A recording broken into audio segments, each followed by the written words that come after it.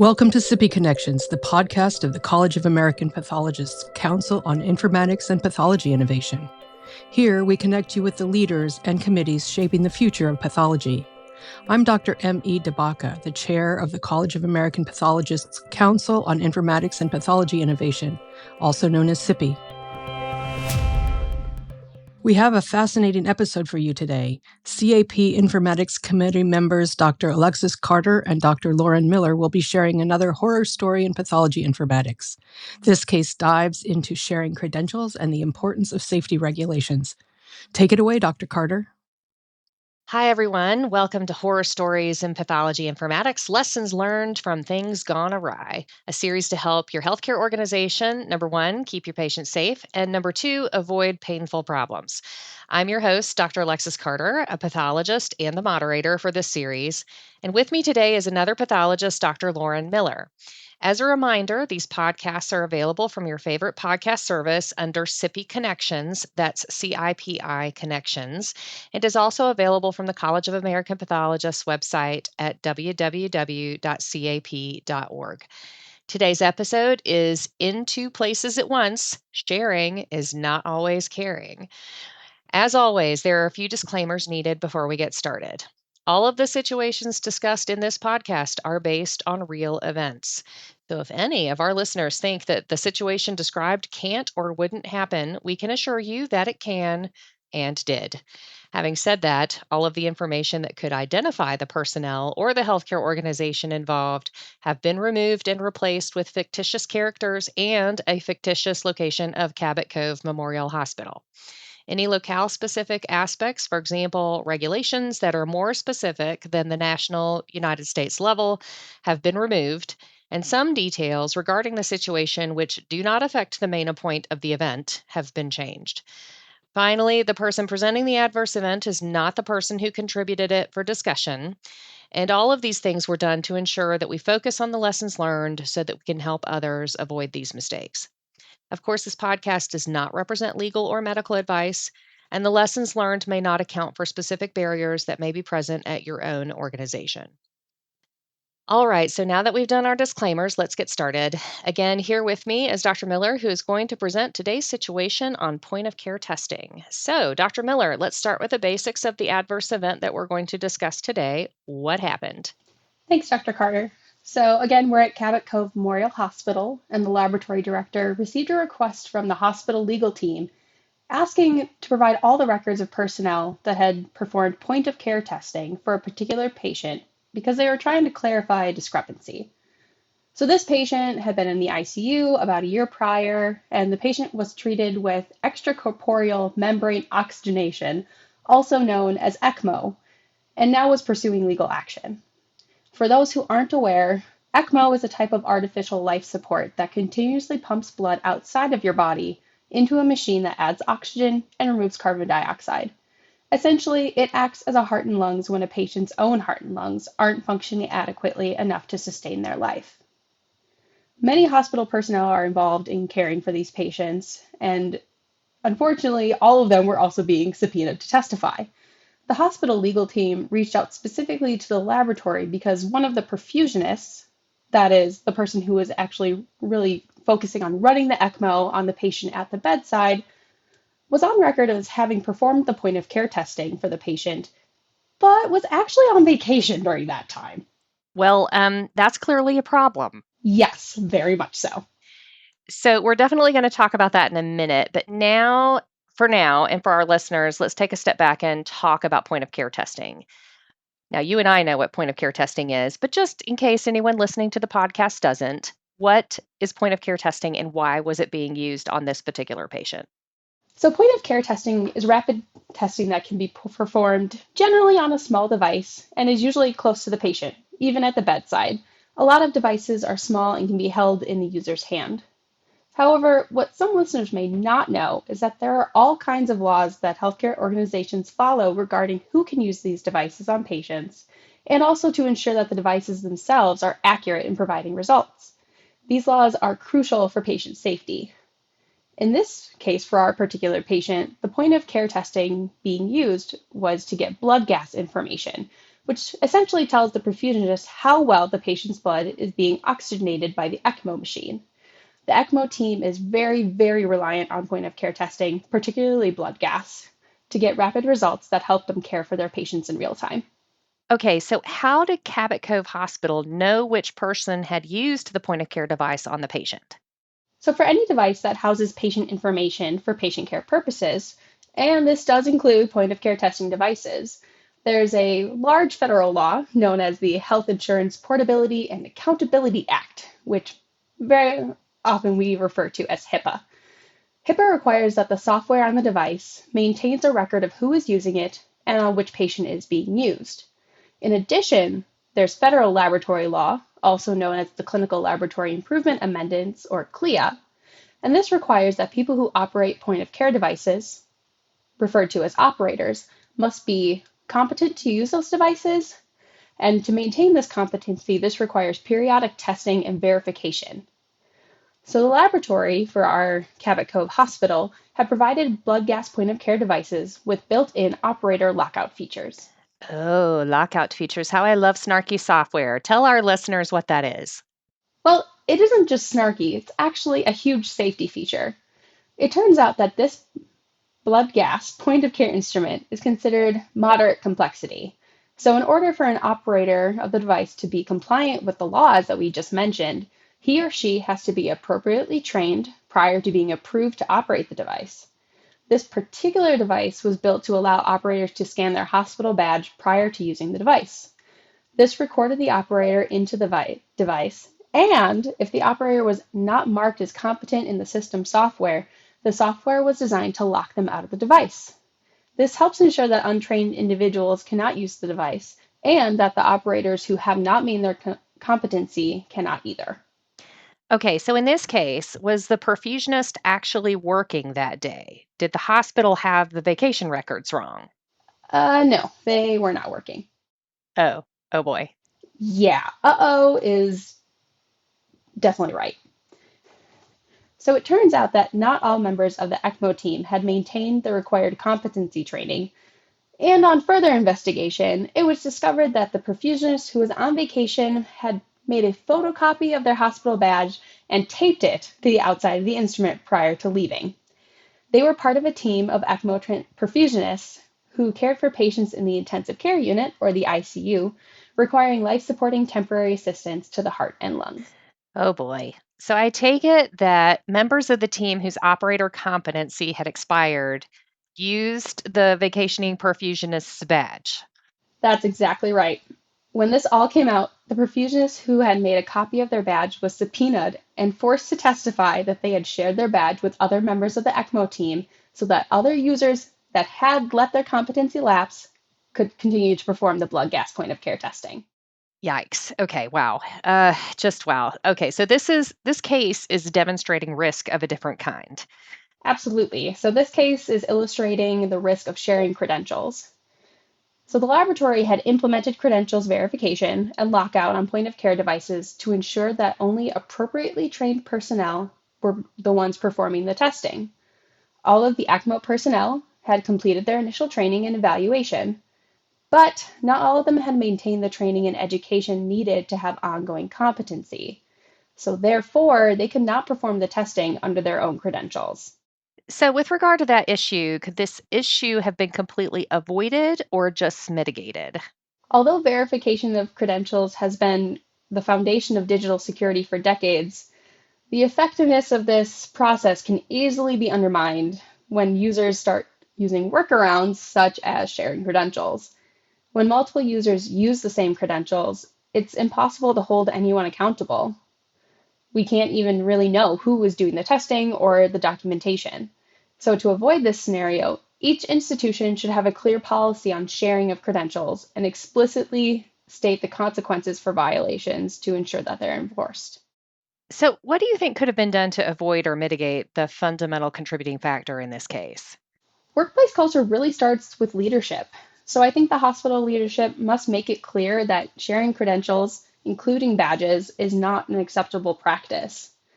A lot of organizations do a pretty good job of educating employees about good online practices, such as not sharing passwords or opening suspicious links because of potentially catastrophic consequences of a cyber attack. But some personnel may view badge sharing as an innocuous practice because it is used to access internal applications, or even sometimes they borrow a badge to open the door. So while this case illustrates that the electronic medical record is certainly a legal document that has implications for both the institution and the individual, by sharing their badge, the ECMO perfusionists accepted all legal responsibility for the results and actions performed under their name, despite not even being on site. And in this case, a patient was suing the healthcare organization about the care they received during this time. This likely never occurred to the perfusionists that when they made a photocopy of their badge, and they probably never imagined having to explain in a deposition that they had allowed others to use their credentials for patient care. Okay, so we've talked about the main contributing factor, but there are always secondary and even sometimes tertiary or, third step factors that can contribute to these issues. These can include inhibited communication due to poor relationships, silos between groups, systemic infrastructural issues, etc. What secondary and tertiary issues do you think contributed to this failure and or any delays in its correction? I think one of the driving forces is that sometimes operators don't maintain their competency because they don't realize how important it is. They might just think that it has to do with some silly lab documentation rule. Okay, so that begs the question, is it a silly lab rule or is it really there for patient safety? So, resounding yes, it's there for patient safety. The trouble is, the reason is a legal requirement to maintain competency is because point of care devices are deceptively easy to use. After all, they are actually designed to be used by non-laboratory personnel. That being the case, there are often more safeguards put in place to prevent errors, and this can lead to end user and operator apathy about keeping competencies up to date. Having said that, there are so many ways to use these devices incorrectly. If a sample is not collected from a patient properly, if the sample type is not properly identified, such as venous blood versus capillary blood versus arterial blood, and if any warnings or notifications by the device are not heeded, the results coming off the device can be wrong, and that could certainly hurt a patient, especially because the results are so fast. The clinical team may have already acted on them before anyone in the laboratory is aware of a problem. So I suppose that if the device's software got updated, then that could also cause a problem, right? Users could get presented with screens that they don't even know how to use. Absolutely true. Though typically, with a software upgrade, all users are required to redo their competency before the new software goes live. Users often have the incentive to get retrained so they know how to use it. Having said that, there certainly can be outliers for which the operator lockout can be very useful. So, how does each device know which operator or user needs to be locked out? Most point of care devices in a larger healthcare organization, such as Cabot Cove Hospital, are either wirelessly connected or connected by periodic docking to a base that connects the point of care instrument to the system server. The server maintains a list of operators and which ones are marked as currently competent to use that specific point of care device and who is not. With regard to some of the perfusionists letting their competency lapse, what do you think could have been done to prevent it from happening? So, a number of things, really. First off, I want to recognize that point of care testing is a really tricky area for the laboratory because at most institutions, the testing is performed by non-laboratory personnel, such as nurses, perfusionists, and respiratory therapists. However, the authority to perform point of care testing often relies on the accreditation of the laboratory. So to maintain accreditation in the lab, the laboratory demonstrates compliance with CLIA regulations. However, because most of the hospital staff who perform point of care testing are not trained laboratory staff, they are likely not as knowledgeable about the processes and regulatory requirements, or even about the safety reasons behind those requirements. And it makes sense because it's not necessarily part of their everyday job, but because it's an interdisciplinary team that includes laboratory staff, administrators, and clinical representative, we need to have well-defined roles and responsibilities to ensure that the point of care program can be successful. Okay, so Dr. Miller, this has been fascinating. I have to tell you, I've run into some brazen things in my now somewhat long career. I have seen people, post-it note passwords onto computer desktops. I've seen them try to be a little bit, secretive, and they put the post-it note under their keyboard, but that's a pretty obvious place to look if you're looking for stuff. But pasting your badge barcode onto an ECMO device, that's pretty brazen. I mean, I was pretty floored the first time I heard this story, but the more I got to thinking about it, it's actually not so outlandish from a non-laboratorian's point of view. What comes to my mind are the Pyxis machines, where technically you're supposed to log in with your own credentials to remove any sort of medication, but I've definitely seen barcodes just hanging out on those machines that the personnel will scan and go right in. So to them, it may not have been such a crazy idea to share a barcode and do what they need to do to care for the patient. Yeah, until this particular situation occurred, and now they're having to go to court about it. Um, Right. right, and but the other thing I just want to bring up is under HIPAA. There is a final security rule, right? And under that final security rule, that's where the rules come from for any software that is housing patient information you have to have an audit log of who accessed the patient's data and when. Um, and what's interesting about that is that really for us in healthcare, if we have software that has patient information in it, we can get a request for an accounting of disclosures from a patient or from the hospital or from a healthcare entity, well, basically from the patient that says, I for the last 6 years, I want to see everybody who's looked at my medical data. And so if you don't have that audit trail, or if the audit trail is not correct, such as when you're sharing a badge, that can cause a lot of problems. But the reason that was done, this was, the Health Insurance Portability and Accountability Act. The idea behind it was privacy, right? So the reason that rule is in there is so that patients will know who all has seen their data, because there were problems, and unfortunately there still are, with patient data being disclosed in an unauthorized manner. So the thing is, they give you that's the reason why all of these devices are supposed to have logins and passwords, really. But the reason why they allowed the use of badges probably has to do with the fact that these devices have to be used rather quickly, right? Yeah, I mean, it doesn't make sense for a patient who might be coding or requiring such rapid laboratory testing to have a perfusionist, in this case, bending over some tiny handheld device with an itty bitty keyboard, typing in a 16-character password before they can do anything. By the time that they would get into the point of care testing device to actually perform the test, the patient and the clinical team who are not paying attention to whoever's operating the point of care device are 8 steps ahead. And so it's really hard to care for these patients in really critical, dire situations if you're waiting for someone to just be clicking. And so it makes sense that you could just scan a badge.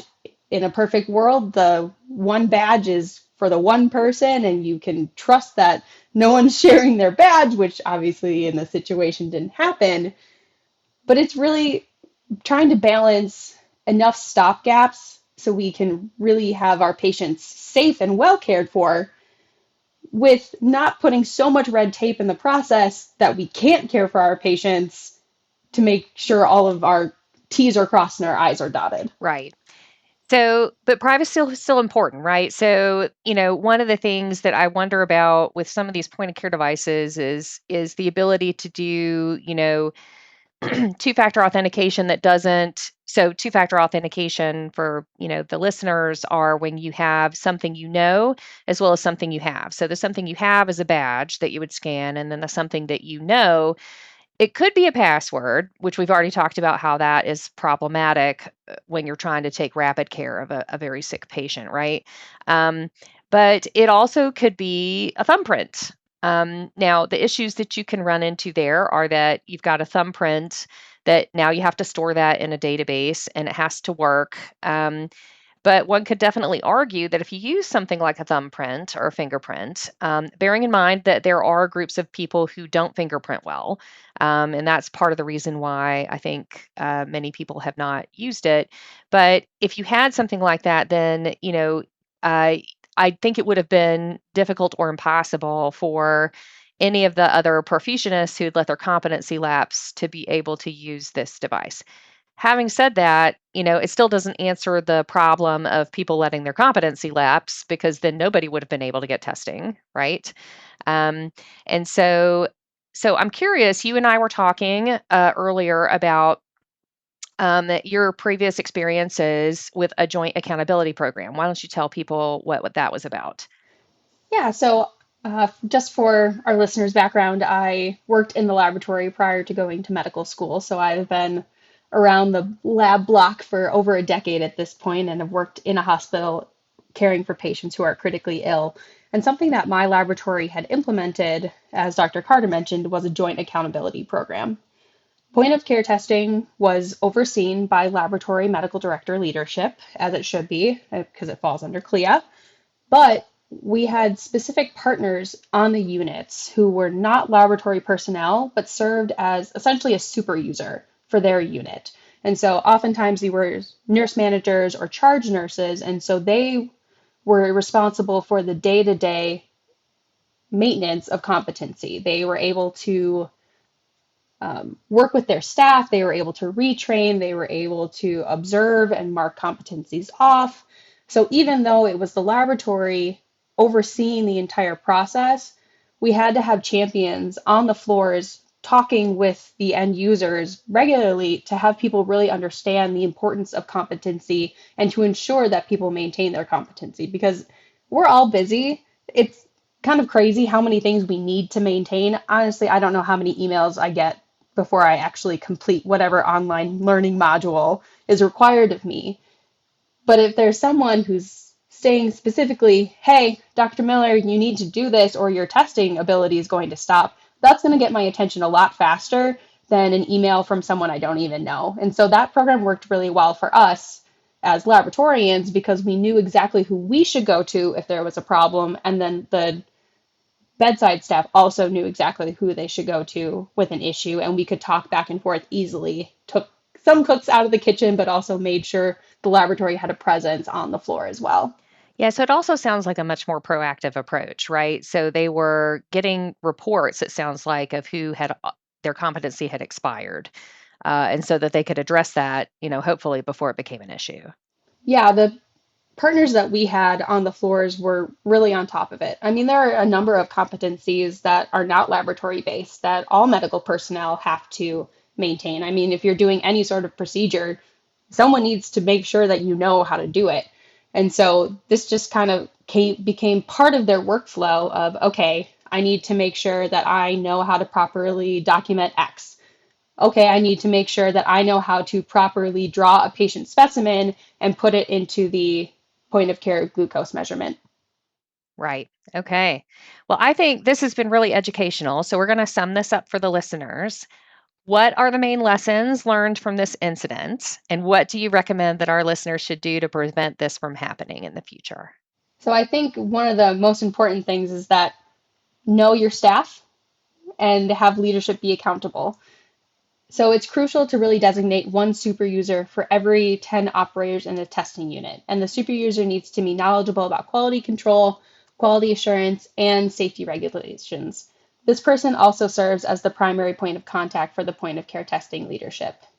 This super user will be responsible for ensuring that all other operators in the testing unit maintain their competency and ensure why maintaining competency is important. Additionally, from a top-down leadership approach, the culture of the institution really needs to have a thorough understanding of what the consequences are of sharing credentials, not just don't log into someone else's computer, but even sharing badges can have really drastic effects. And so people need to be aware of how their own institution operates within the laws that we all have to follow. All right, great. Thanks so much, Dr. Miller, for presenting today. For our listeners, we hope you have found this podcast on In Two Places at Once, Sharing is Not Always Caring, helpful. This podcast was produced by the College of American Pathologists, and the content was produced by the College of American Pathologists Informatics Committee. The Informatics Committee always welcomes questions about the podcast, as well as questions for future podcasts. If you would like to contribute an issue that happened to you, and for instructions on how to anonymously contribute an educational issue and its lessons learned, please contact the committee at the email address listed in the show notes. Please do not send specifics on the issue to this email address. We thank you so much for listening, and we look forward to sharing our next podcast with you soon. Bye-bye. Thank you to Dr. Carter and Dr. Miller for sharing these important lessons with us. Stay tuned for future horror stories in pathology informatics. And thank you for joining us for insights, updates, and the people behind the innovation. This has been CIPI Connections, where ideas meet action in pathology.